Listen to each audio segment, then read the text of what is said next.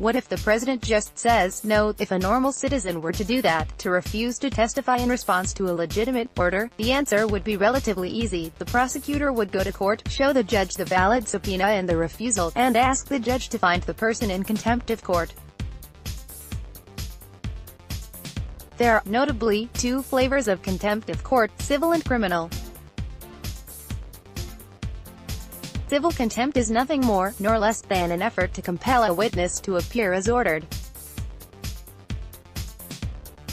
Typically, a witness who defies a subpoena is arrested on a civil contempt citation and put in jail.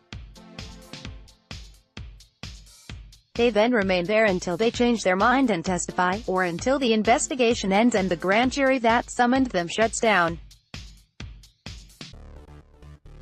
Either way, whether they change their mind, what's called purging yourself of contempt, or whether the investigation concludes, the term of imprisonment is time-limited. Indeed, the person in contempt, sometimes called a contemptor, actually holds the keys to their prison. By contrast, criminal contempt is a separate criminal offense, and the process for proving it is much like that of any other crime. The prosecutor can decide to charge the contemptor with the criminal charge of contempt and try to prove the case in court beyond a reasonable doubt. If convicted, the defendant can be sentenced to a term of years and doesn't have a key to his or her jail cell. The case of Susan McDougal is a good illustration of the difference between the two types of contempt. She was a business partner of Bill and Hillary Clinton who was convicted of real estate fraud in 1996. After McDougal went to jail, Starr called her to testify before a grand jury, and she refused to do so.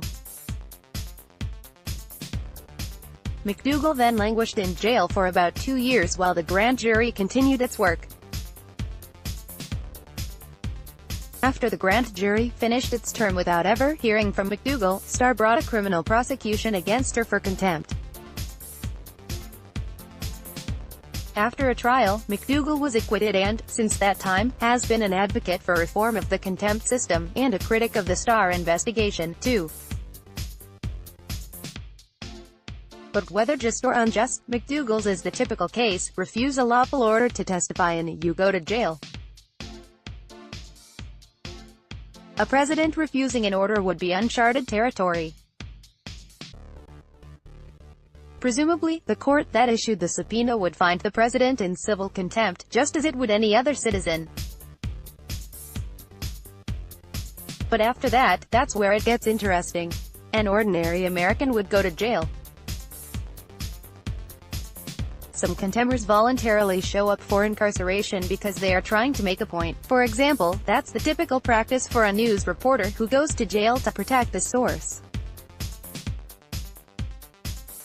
But for contemptors who don't show up voluntarily, the court sends the U.S. Marshals Service out to arrest them and bring them to jail in handcuffs. It's not a pleasant experience, but it's common enough. Arrest warrants are executed every day around the country.